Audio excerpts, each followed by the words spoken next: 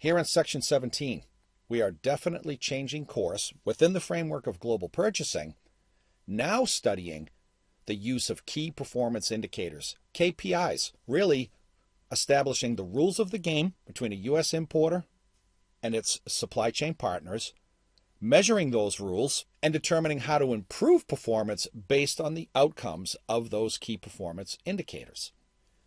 Before we get into specific KPIs for global purchasing, let's make some statements about the use of KPIs in a business in general.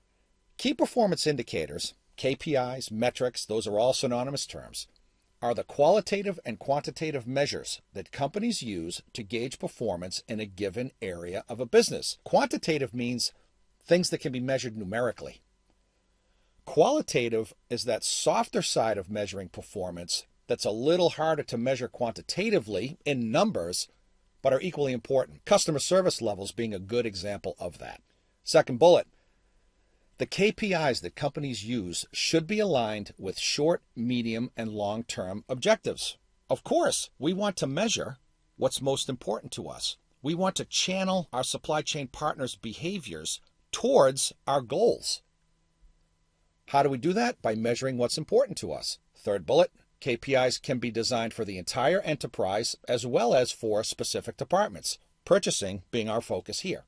Quick trade tip, KPIs should also be developed for external supply chain partners, not only measuring ourselves, our own internal performance, but also the performance of the partners that we rely so much on. A good example being product suppliers. There are others, but a good example is a product supplier. In a global import model, it is very important to link categories of KPIs to vendor-specific agreements.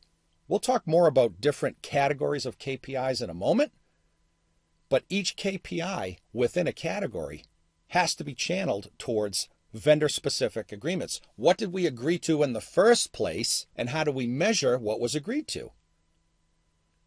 Depending on the nature of the KPIs, there are a number of ways to create these links.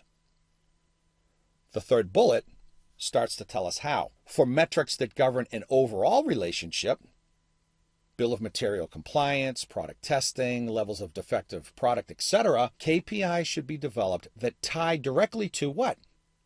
What we've talked about previously, purchase agreements, service level agreements, an SLA, and or scope of work document, where all the terms of the agreement are laid out, the rules of the game are established. Well, let's develop KPIs that are tied to that agreement. Makes really perfect sense. First discussed in Module 4 on sourcing, SLAs, those service level agreements, and contracts are where all operational expectations are clearly laid out for the parties, the vendor and the U.S. importer. This, what we like to call tie-in approach, tying in actual agreements with key performance indicators. This tie-in approach of KPIs with contracts and SLAs helps to clarify expectations as well as understand how a vendor relationship will be measured. And that can apply not just to a product vendor, but to other service providers in the global supply chain. We'll get to that in just one sec. Third bullet, this tie-in approach also establishes the baseline from which all performance measurement and continuous improvement efforts are born.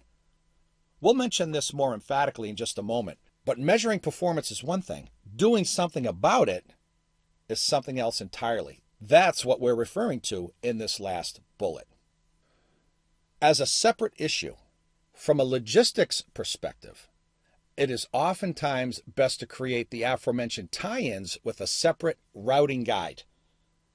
A routing guide and a service level agreement are not typically the same thing. An SLA is with a product vendor related specifically to the product and the terms and conditions and clauses under which we as the importer are willing to purchase that product. A routing guide is more logistics related. What we're saying is it doesn't necessarily have to be a separate document. A routing guide could be embedded in a service level agreement, but lots of companies, as best practices, definitely have a separate routing guide. It's transportation and logistics related. There's a couple of reasons why we might want to keep that separate. Second bullet, Also mentioned in Module 4, a routing guide is a written document that details all logistics and customs-related requirements outside of the product itself. Routing guides are comprehensive in nature and include details on things like packaging standards for products, labeling requirements, and rules for international transport. To reiterate, an SLA and a routing guide can be all in one document. We're not saying that there's a hard, fast rule that they have to be separate. We will also say that as a best practice, companies oftentimes have a separate routing guide specific to logistics because it involves more than just the vendor. Let's talk more about that now. Routing guides should be designed, sure, definitely for vendors, but as we said just a second ago, also include freight forwarders, customs brokers, and even U.S. domestic logistics service providers that are getting international shipments to domestic distribution points. A routing guide involves more than one party. That's the key difference between an SLA with a specific vendor and a routing guide. Like any agreement, routing guides should be reviewed and agreed upon between all parties. It is not advisable as a U.S. importer to put together a routing guide and just hand it to a vendor, just hand it to a 3PL, a freight forwarder, or a customs broker. Sit down together, come up with reasonable expectations that are tied back to contractual agreements, and off you go. As a trade tip, routing guides are a great way to integrate and synchronize the collaborative efforts between suppliers and 3PLs. Here we go again. Integration, synchronization. We talked about that when we spoke of order points and min-max levels and integration between inventory management and logistics and purchasing. Same theme. A routing guide helps to integrate efforts, but also measure the outcome of those efforts in the form of KPIs, because routing guides must also contain KPIs. Last slide in this section, and starting to talk about purchasing specifically. As a key functional area, purchasing should have its own suite of KPIs, department specific, but again aligned with our overall organizational goals.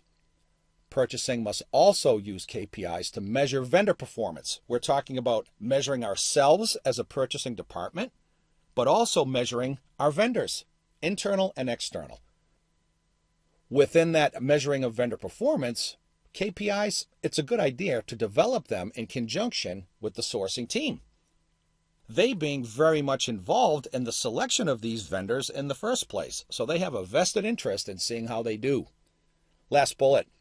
In order to develop a holistic approach to measuring internal and external performance, multiple categories of KPIs should be used. Financial, operational, product quality. We'll see all of them when we come back for the next section. Please do come back as soon as you can.